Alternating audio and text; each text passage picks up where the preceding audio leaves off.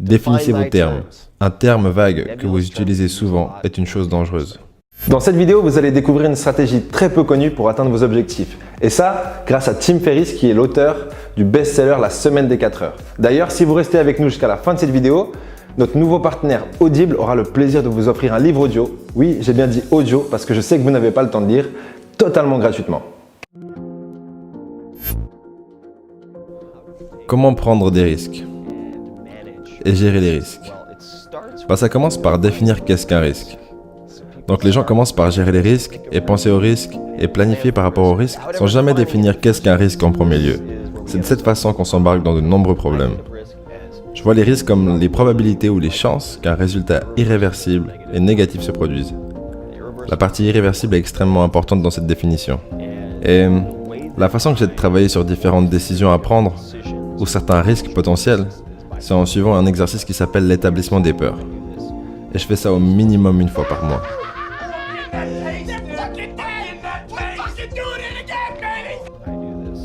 Je fais ça en tout cas plusieurs fois par trimestre. Et c'est similaire à l'établissement des objectifs. Beaucoup de gens se concentrent sur l'établissement de leurs objectifs, mais si vous roulez sans enlever le frein à main, ce qui fait référence dans notre cas aux petites et grandes peurs, et comme Tony Robbins, que j'ai d'ailleurs interviewé pour le livre Tools of Titans, dirait « Stresser » est le mot qui fait référence à la peur pour les personnes actives. Donc si vous vous sentez stressé, c'est la même chose. C'est la peur. Donc voilà comment travailler sur ça pour que vous soyez plus efficace et moins réactif, émotionnellement réactif, dans les décisions à prendre et également dans votre façon de réagir aux circonstances extérieures. L'établissement des peurs, à quoi est-ce que ça ressemble? C'est très simple. Écrivez. Ce que je fais, c'est que j'écris à la main. Donc j'utilise une feuille de papier. Je prends une feuille de papier, je la tourne à la verticale, donc ça fait 21,5 sur 28 cm. J'ajoute 2 lignes avec une distance équivalente, comme ça. Donc vous avez 3 colonnes. Maintenant, la décision que je suis en train de considérer, je la mets au sommet. Le risque. Et ensuite, dans la première colonne, j'écrirai toutes les pires choses qui pourraient arriver. Et l'élément clé ici, c'est d'être spécifique. Super spécifique. Si vous deviez vous souvenir que d'un élément dans cette vidéo, c'est que d'établir vos objectifs, c'est que la moitié du chemin en termes de planification et que l'autre moitié, c'est d'établir vos peurs. Pourquoi? Parce que quand vous allez établir vos peurs, déjà, vous allez réaliser que le pire scénario n'est pas si grave. Parce que généralement, nos peurs sont assez infondées et basées sur une réaction émotionnelle. Le mot peur en anglais, c'est fear. Et du coup, ça fait fausse, évidence, apparaissant, vrai. Réel, on va dire. False evidence appearing real.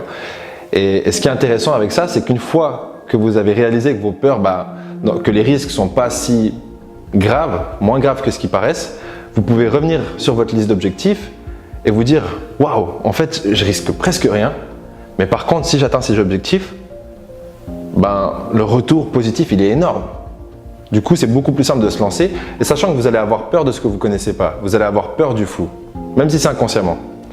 Dès que le flou n'est plus flou et que vous savez ce que vous risquez, vous allez pouvoir avancer beaucoup plus vite. Donc, quelles sont les pires choses qui pourraient arriver si vous prenez cette décision? Et c'est vaste, mais ça peut être lancer un nouveau produit, faire travailler votre équipe sur un projet différent, virer la moitié de vos employés, peu importe ce que c'est. Ça pourrait être quitter votre job.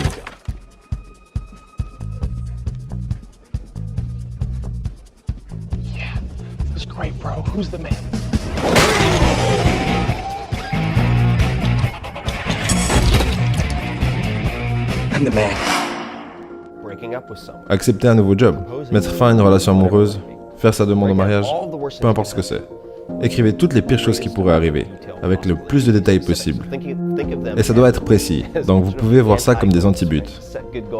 Et pour établir des bons objectifs, il faut qu'ils soient SMART, spécifiques, mesurables, atteignables, blablabla. Je ne me souviens pas, je n'arrive jamais à me souvenir du R. Et T pour timing. Donc, raisonnable, je sais pas. Réaliste, disons réaliste. Mais peu importe. En gros, les critères que vous utilisez pour définir vos buts sont à utiliser pour définir vos peurs. Et ça doit être précis. Toutes les pires choses qui puissent arriver. Ok. Dans la deuxième colonne, c'est qu'est-ce que je peux faire pour minimiser les probabilités que chacune de ces choses arrive. Ok. Qu'est-ce que je peux faire pour minimiser les probabilités que chacune de ces choses arrive?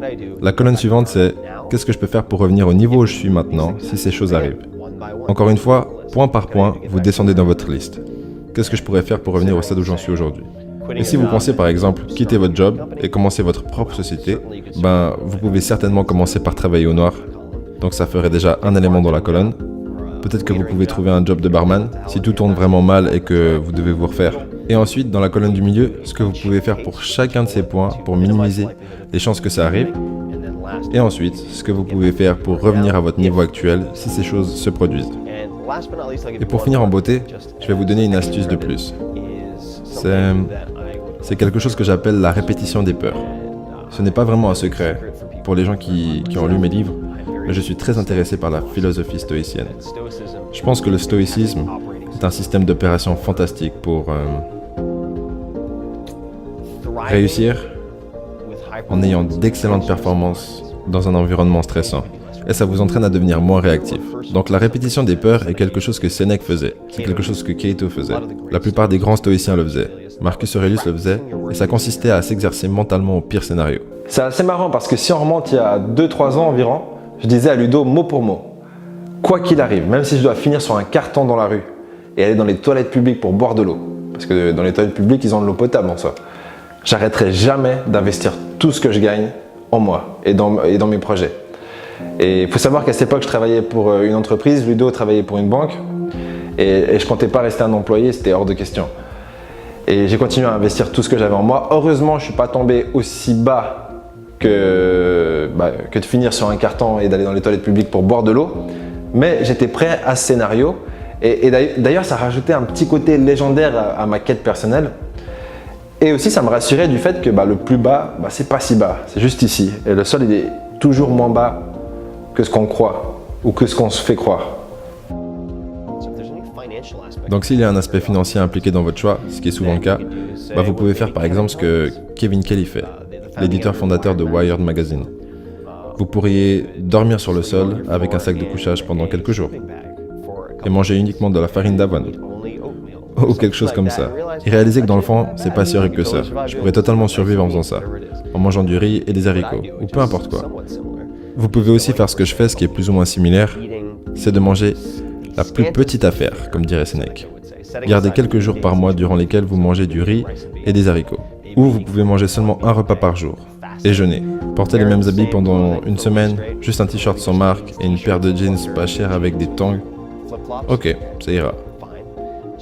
Donc l'idée c'est de répéter le pire scénario pour qu'il perde le pouvoir qu'il a sur vous, le contrôle qu'il a sur vous. Vous vous séparez efficacement du meneur apeuré, celui qui vous fera prendre de mauvaises décisions.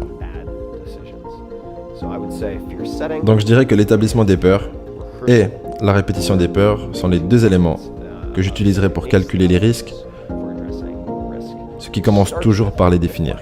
Ces probabilités qu'un résultat négatif et irréversible se produise. Définissez vos termes. Un terme vague que vous utilisez souvent est une chose dangereuse. On est passé de 20 000 à 100 000 abonnés en moins d'un mois. Vous êtes juste incroyable, merci 1000 fois à vous. Et il faut savoir que pendant ce mois, on a reçu énormément d'offres par plein de marques pour du sponsoring, des partenariats et on a tout refusé, à part une offre avec audible.fr. Et pourquoi on a accepté cette offre? Simplement parce que moi-même, j'ai lu plus de 150 livres audio sur Audible et vous êtes nombreux à me demander quels sont mes livres préférés. Du coup, si vous allez dans la description, vous allez arriver sur une page Audible où je vous propose une suggestion de mes livres préférés que vous allez pouvoir télécharger. Le premier livre sera totalement gratuit. C'est pour vous remercier de votre fidélité, de vos likes, de vos commentaires et de vous abonner à la chaîne YouTube.